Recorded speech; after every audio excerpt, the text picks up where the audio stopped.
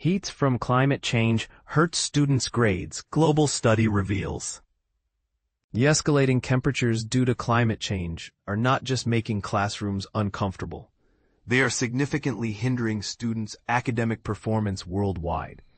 A recent systematic review published in PLOS Climate reveals a troubling connection between prolonged heat exposure and diminished cognitive abilities in students, particularly in challenging subjects like mathematics. This comprehensive study examined data from nearly 14.5 million students across 61 countries, uncovering a clear trend. As heat exposure increases, student scores in math and other complex cognitive tasks tend to decline. Even on days when temperatures hover between 80 and 90 degrees Fahrenheit, students can experience heat stress, leading to a noticeable drop in their cognitive performance. Konstantina Vasilikopoulou, a professor at the Royal Melbourne Institute of Technology and co-author of the study, emphasizes that the repercussions of heat exposure on learning often manifest long after the exposure itself. Many studies indicate that the temperatures experienced in the year leading up to a critical exam can impact students more than those during the exam year itself. Unfortunately, we simply do not have enough time to recover from the heat, she explains. The research also highlights a concerning disparity. Students from lower-income families frequently have less access to air-conditioned environments, making them particularly susceptible to the adverse effects of heat. Racial disparities are evident as well, with Black and Latino students in the U.S. experiencing cognitive losses due to heat that are up to 3 times greater than their white counterparts. Vasilikopoulou points out, a larger proportion of Black and Hispanic individuals reside in economically disadvantaged areas, where conditions are harsher, temperatures are elevated, and access to air conditioning and proper ventilation is often lacking. Looking ahead, future climate projections suggest that the challenges will only intensify. By 2050, if current warming trends persist without adequate adaptation strategies, students in regions that are currently cooler may begin to face the same issues that students in hotter climates are experiencing today. This is concerning because areas that are already warm typically have some infrastructure in place to manage heat, while cooler regions may lack such resources. While adaptive measures like improved ventilation, air conditioning, and green infrastructure can mitigate these effects, many schools, especially those in underserved communities, struggle to implement these solutions effectively. In Southern California, the implications of these findings are particularly poignant. Edith de Guzman, a climate researcher at UCLA's Luskin Center for Innovation, notes, as classroom temperatures rise, especially during prolonged heat waves or in schools that lack shade, proper insulation, and air conditioning, students often show declines in attention, memory, and test performance. Furthermore, heat can limit students' ability to participate in outdoor recreational activities, which can have serious repercussions for their physical, mental, and social well-being. In Los Angeles, public schools begin their academic year in August rather than September, which further exposes students to heat while they are at school, disproportionately affecting those attending under-resourced campuses. For instance, the Garden Grove Unified School District in Orange County, which serves cities like Anaheim and Santa Ana, has many campuses without air conditioning. Thelma Briseno, a senior director at the LA-based nonprofit Climate Resolve, shares that teachers have reported temperatures soaring to 100 degrees on certain days, forcing them to resort to makeshift solutions like purchasing bottled water and fans to keep students cool. Briseno advocates for the establishment of an indoor heat standard, stating, "There is currently no such standard in place for schools." The review of various studies revealed some striking statistics. For every 1 degree Celsius decrease in classroom temperature, students' speed and accuracy improved by 7.5% and 0.6% respectively. Alarmingly, projections from the Intergovernmental Panel on Climate Change indicate a potential increase of 1.5 degrees Celsius over pre-industrial levels by 2050. If no cooling measures are implemented, another study predicts that elementary school students could experience a cognitive performance decline of 9.8%. Dr. Mark Futernick, a board member of Climate Resolve and managing editor of the Journal of Climate Change and Health, underscores the gravity of the situation, stating, "If we are heading into a world where our cognitive abilities to think, create, or strategize are diminished compared to the past, what does that mean for our future? We must focus on preventing these effects, managing the climate crisis as best we can, and adapting our communities to extreme heat to prevent exposure in the first place." Climate Resolve has been advocating for solutions such as cool roofs, increased tree planting, and cool pavement technologies, all of which can significantly lower temperatures. Berseno emphasizes the importance of a community-oriented approach, stating, "Addressing this issue requires collaboration among those involved in the built environment." For example, a community-driven initiative called the Cool Communities Initiative in the Pacoima neighborhood of Los Angeles has shown promising results, leading to noticeable improvements in neighborhood temperature comfort. The study calls for urgent action from policymakers and educational leaders to prioritize the protection of students from rising temperatures. Without decisive measures, the educational disparities exacerbated by heat exposure will continue to widen, potentially jeopardizing the learning and success of entire generations. Vasilakapoulou poignantly remarks, "We are penalizing vulnerable populations and must create opportunities for them to recover and lead in the future. We cannot ignore the fact that we are not all equal. We need to improve conditions in our homes, schools, and cities." What do you think about the impact of rising temperatures on education? Are we doing enough to protect our students? Share your thoughts in the comments. How heat affects student learning. Key findings from PLOS climate study. The impact of cumulative heat exposure on student well-being and learning. A groundbreaking study published in PLOS Climate reveals how prolonged heat exposure is reshaping the cognitive development of young students, raising urgent concerns about climate change's effects on education. Researchers Konstantina Vasilikopoulou from the Royal Melbourne Institute of Technology and Mathios Santamouris from the University of New South Wales conducted a comprehensive review that highlights how heat stress disproportionately affects vulnerable populations, particularly those in low-income regions. This research underscores a critical reality. As global temperatures rise, the link between climate change and cognitive impairment is becoming increasingly undeniable.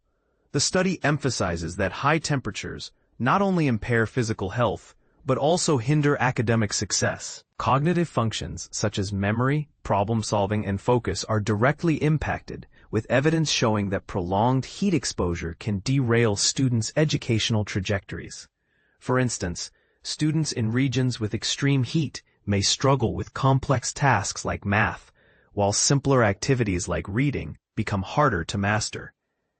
The research warns that these challenges could lock young individuals into cycles of limited opportunity, affecting their future careers and societal contributions. Despite extensive research on immediate heat effects, the long-term consequences for students remain poorly understood. With climate change accelerating, there is an urgent need to address how continuous heat exposure shapes intellectual growth. Vasilikopoulou and Santamouris analyzed 7 studies involving nearly 14.5 million students across 61 countries, linking cognitive outcomes to heat exposure. Their findings reveal a troubling trend. Long-term heat exposure significantly undermines academic performance, particularly in subjects requiring sustained concentration. For example, students in hotter climates may face greater difficulty mastering advanced math than they do with basic reading skills. The implications of this research are far-reaching. 6 of the 7 studies found a strong negative correlation between extended heat exposure and cognitive performance, urging immediate action to mitigate these effects. While some studies note that acclimatization and air conditioning can reduce heat stress, these solutions are not universally accessible. The research instead highlights systemic inequalities.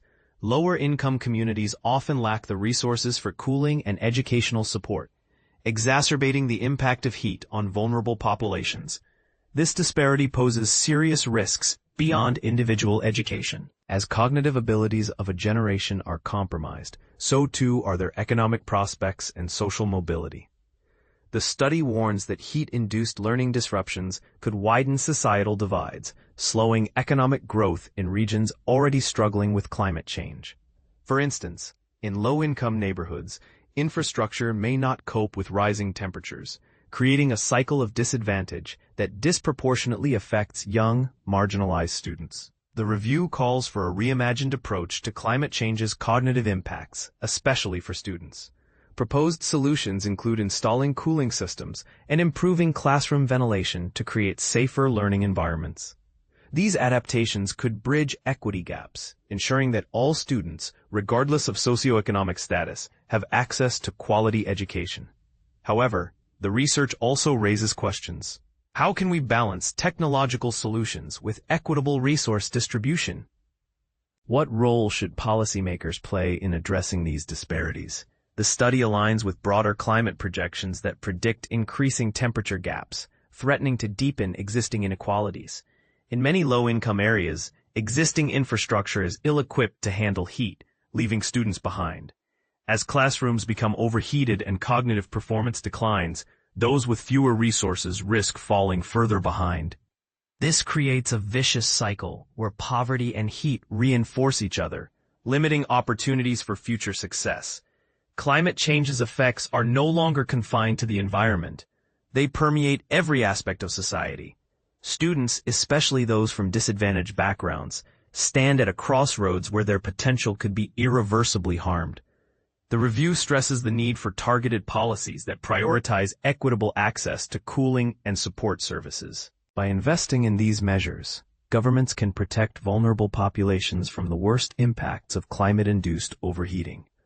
While innovation offers hope, robust policy interventions are essential to address the inequities exacerbated by climate change. Without these efforts, the burden of rising temperatures will fall disproportionately on the most vulnerable.